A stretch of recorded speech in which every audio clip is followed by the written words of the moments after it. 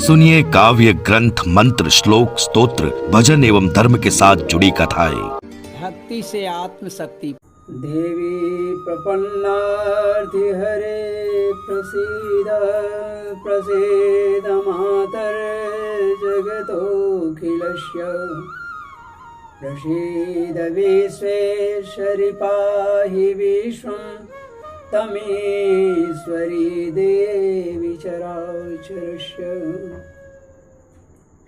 आज मैं श्रीमद् भागवत महापुराण की प्रथम खंड के द्वितीय स्कंद के 10वें अध्याय के हिंदी खा में 28वें श्लोक से आरंभ कर रहा हूं। 27वें श्लोक अध्याय में 27वें श्लोक के पहले अगर कोई त्रुटि रह गई हो तो कृपया आप गुरुजन मुझे क्षमा करें। आप सभी क्षमा करने योग्य हैं, क्षमा करें। नारायण नारायण नारायण मार्ग द्वारा एक शरीर से दूसरे शरीर में जाने की इच्छा होने पर नाभि द्वार प्रकट हुआ, उसे अपान और मृत्यु देवता प्रकट हुए।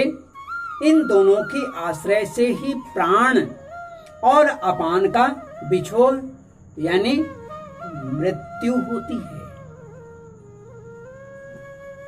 अपान मार्ग द्वारा एक शरीर से दूसरे शरीर में जाने की इच्छा होने पर नाभि द्वारा प्रकट हुआ, उससे अपान और मृत्यु देवता प्रकट हुए। इन दोनों के आश्रय से ही प्राण और अपान का बिछोह यानी मृत्यु होती है। जब विराट पुरुष को अन्न जल ग्रहण करने की इच्छा हो गई, साथ ही कुक्षी के देवता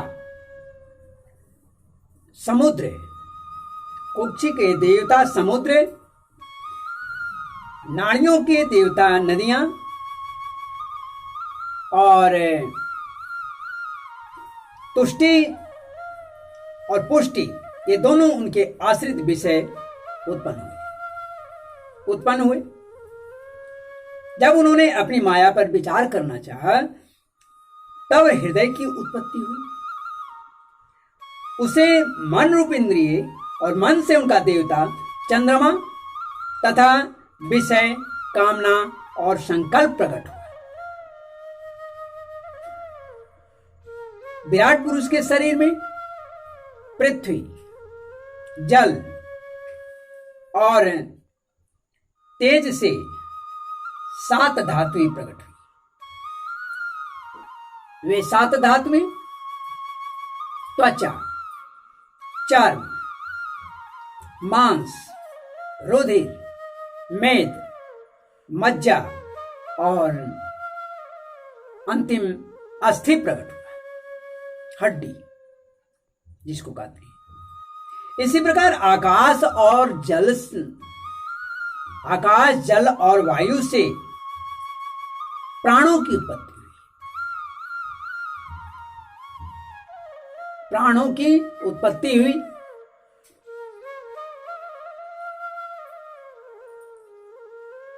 श्रोत्रादि सब इंद्रियां शब्दादिक विषयों को ग्रहण करने वाली हैं।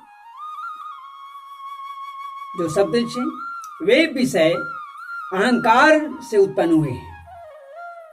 मन सब पदार्थों का विकार उत्पत्ति स्थान है।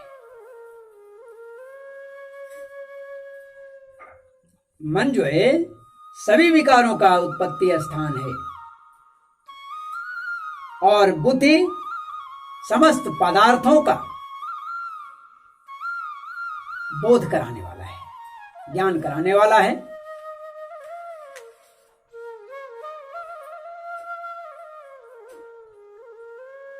मैंने भगवान के इस स्थूल रूप का वर्णन तुम्हें सुनाया है। यह बाहर की ओर से पृथ्वी, जल, तेज, वायु, आकाश, अहंकार, महत्तत्व और प्रकृति, इन 8 आवरणों से यह घिरा हुआ है। इससे परे भगवान का अत्यंत सूक्ष्म रूप है, वह व्यक्त है, निर्विशेष है, आदि मध्य और अंत से रहित है, और सबसे बड़ी बात वह नित्य है।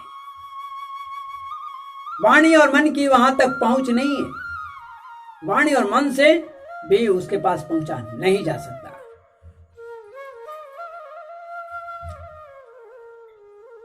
ऋषि कहते हैं कि मैंने तुम्हें भगवान के स्थूल और सूक्ष्म, व्यक्त और अव्यक्त जिन दो रूपों का वर्णन सुनाया है, ये दोनों ही भगवान की माया से, माया के द्वारा ही रचित है। इसलिए विद्वान पुरुष इन दोनों को ही स्वीकार नहीं करते हैं, नहीं करनी चाहिए। केवल और केवल भगवान पर ही विश्वास रखे, उन्हीं के मंत्रों का जाप करे। क्रम बनाने के लिए मैं पिछले अध्याय में भी बताया था, सबरी को भगवान ने 9 भक्तियों को बतलाया था। वे 9 भक्त, प्रभु ने 9 भक्तियां सबरी को बतलाया। वो 9 भक्तियां क्रमशः अपनी जगह पर बहुत ही उत्तम है, और श्री हरि के चरणों में क्रमशः पहुंचाने वाला एक का सोपान है, सीढ़ी है। जैसे प्रथम भक्ति सन, प्रभु कहते हैं, सबरी जब कहती है कि अधम ते अधम अधम अति नारी, तिन्मह में मंद मति अघारी। प्रभु जाति पाति का भेद तो मानते नहीं। सबरी ने कहा कि मुझे उपदेश कीजिए, तो प्रभु ने उन 9 भक्ति के बारे में उनसे बताया। नवधा भक्ति कहूँ तो ही पाए, सावधान सुन धर्म मन माही। प्रथम भक्ति संतन कर संगा, दूसर रति मम कथा प्रसंगा। गुरुपद पंकज सेवा तीसरी भक्ति अमान, चौथी भक्ति मम गुण गण करें कपट तज ज्ञान। मंत्र जाप मम दृढ़ विश्वासा, पंचम भजन सुवेद प्रकाशा। छठदम शील विरति बहु कर्मा, नित्य निरंतर सज्जन धर्मा। सातवां सम्मोहि मैं जग देखा, मोते संत अधिक करि लेखा। आठवां जथा लाभ संतोषा, सपने देखई नहीं पर दोषा। सपने देखई नहीं पर दोषा। नमम सरल सब छल, नमम सरल सब सन छलहीन। मम भरोसे ही हर्षण दीना। इतना ही नहीं, प्रभु ने कहा कि इनमें से कोई एक भी है, नवमो एकौ जिनके होई, नारी पुरुष सचराचर कोई। सचराचर कोई, चराचर कोई भी हो, इनमें किसी के पास हो ये 9 भक्तियां, मुझे बाती प्रिय है। तो हमारे भागवत के अनुसार मैं कह रहा हूं कि इन जो माया से रचित है, उस पर विश्वास करने योग्य नहीं। निरंतर भक्ति करे प्रभु का, इस जन्म नहीं अगले जन्म में, हो सके तो इस जन्म में मन की चित्त को शुद्ध कर ले और प्रभु की भक्ति करे। ये प्रभु के माया से रचित है। वास्तव में भगवान निष्क्रिय हैं, करते कुछ नहीं। अपनी शक्ति से ही वे सक्रिय बने रहते हैं, स्वयं निष्क्रिय, लेकिन उनकी शक्तियां उन्हें सक्रिय किए रखता है।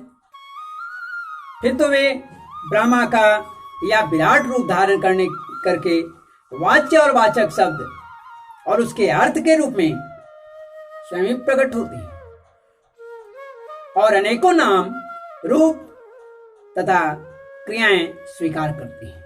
ये हैं प्रभु।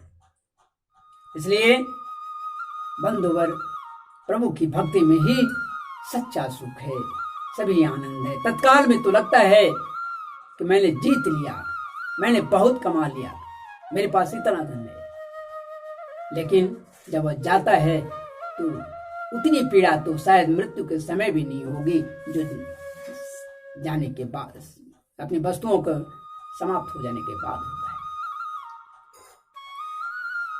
परीक्षित,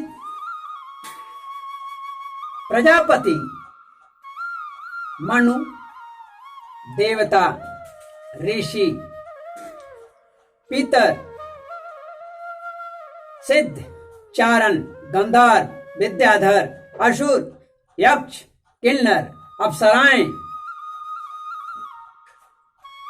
नाग, सर्प, किमपुरुष, उरग, मातृकाएं, राक्षस, पिशाच, प्रेत, भूत, विनायक, कुष्मांड, उन्माद, बेताल, यातुधान, ग्रह, पक्षी, मृग, पशु, वृक्ष, पर्वत और सरीसृप वर्ग में आने वाले जितने भी जीव जंतुएं हैं, यानी संसार की जितने भी चीजें हैं, जितनी भी वस्तुएं हैं, जो नाम रूप हैं, सब भगवान के ही हैं, भगवान के ही बनाए हुए हैं और भगवान में ही समा जाते हैं। इसलिए इससे मोह व्यर्थ होगा, कल्याणकारी होगा कि श्री हरि के नामों का जाप करें, उन्हीं के गुणगान करें। यही में हमारा कल्याण है, आपकी कल्याण है। संसार में दो तरह के चीजें हैं, वस्तुएं हैं, एक चर और दूसरा अचर। तो चर और अचर भेद से दो प्रकार के तथा जरायुज, अंडज, स्वेदज और उद्भिज, इस भेद से भी चार प्रकार के जितने भी जलचर, थलचर, नवचर यानी आकाशचारी जो हैं, प्राणी हैं, वे सब के सब शुभ और अशुभ और मिश्रित कर्मों के तदनुरूप फल देता है। फल हैं सत्व की प्रधानता से देवता, रजोगुण की प्रधानता से मनुष्य और तमोगुण की प्रधानता से नारकीय योनि प्राप्त होती है। तमोगुणी लोग नारकीय योनि को प्राप्त करते हैं। इन गुणों में भी जब एक गुण दूसरे गुणों से अभिभूत होता है,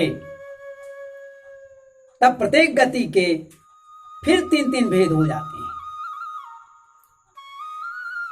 वे भगवान के जगत के धारण और पोषण के लिए धर्म में विष्णु रूप स्वीकार करके देवता, मनुष्य और पशु पक्षी आदि रूपों में अवतार लेते हैं और विश्व का पालन पोषण करते हैं। प्रलय के समय आने पर वे ही अपने बनाए हुए इस विश्व को, इस सृष्टि को कालाग्नि स्वरूप, कालाग्नि स्वरूप बनकर अर्थात रुद्र रूप को धारण करते हैं और अपने में वैसे ही विलीन कर लेते हैं, अपने में वैसे ही समेट लेते हैं जैसे वायु मेघ माला को समेट लेता है, मकड़ी जैसे जाला को समेट लेता है। परीक्षित, महात्माओं ने अचिंत्य ऐश्वर्य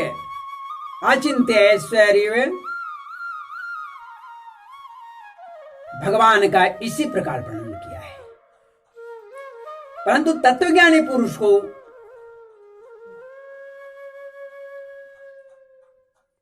एक शब्द की जिह्वा उलटने में थोड़ा कठिनाई होती है।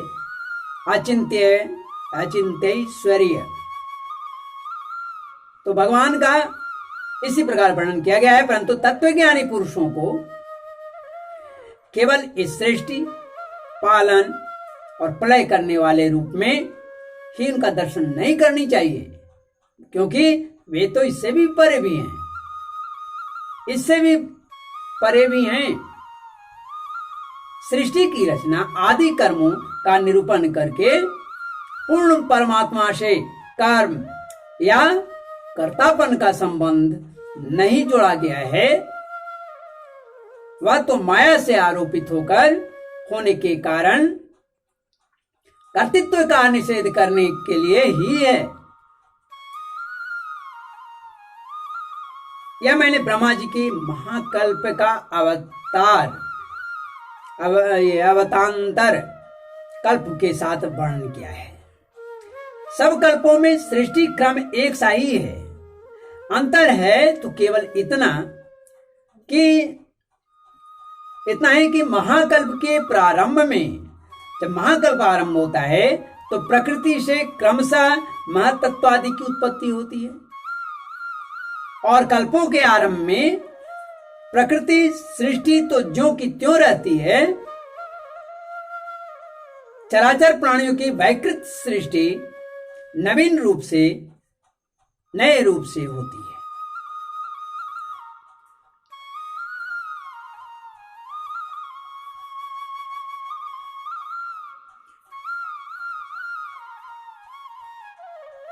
हे परीक्षित, काल का परिमाण, कल्प और उसके अंतर्गत मनमंतरों का वर्णन आगे चलकर करेंगे। अब तुम पद्म कमल का वर्णन सुनो। वर्णन सावधान होकर के सुनो। सौनक जी ने पूछा कि हे सूत जी, आपने हम लोगों से कहा था कि भगवान के परम भक्त विदुर जी ने अपने अति दुस्त्यज्य कुटुंबियों को भी छोड़कर पृथ्वी के विभिन्न तीर्थों में विचरण किया था। उस यात्रा में मैत्रेय ऋषि के साथ अध्यात्म के संबंध में उनकी बातचीत कहाँ हुई, तथा मैत्रेय जी ने उनके प्रश्न करने पर किस तत्व का उपदेश किया था। सूत जी, आपका स्वभाव बड़ा ही सौम्य है। आप विदुर जी का वह चरित्र हमें सुनाइए। उन्होंने अपने भाई बंधुओं को क्यों छोड़ा और फिर उनके पास क्यों लौट आए। सूत जी ने कहा, सौनकादि ऋषियों, राजा परीक्षित ने भी यही बात पूछी थी। उनके प्रश्नों के उत्तर में श्री सुखदेव जी महाराज ने जो कुछ कहा था वही मैं आप लोगों से कहता हूं, सावधान होकर सुनिए। इस प्रकार श्रीमद् भागवत महापुराण के व्यासिक्याम अष्टादश सहस्रयाम पारमहंसायाम संहितायाम द्वितीय स्कंद के वर्णनम नाम से द्वितीय स्कंद के 10वां अध्याय समाप्त होता है हिंदी में। अब मैं पुनः संस्कृत में प्रारंभ करूंगा। तब तक के लिए हरि ओम तत्सत, बाकी सब गपसप। श्रीमन्नारायण नारायण नारायण, गोविंद नारायण नारायण नारायण, श्रीमन्नारायण नारायण नारायण, गोविंद नारायण नारायण नारायण, श्रीमन्नारायण नारायण नारायण, हरि हर नारायण नारायण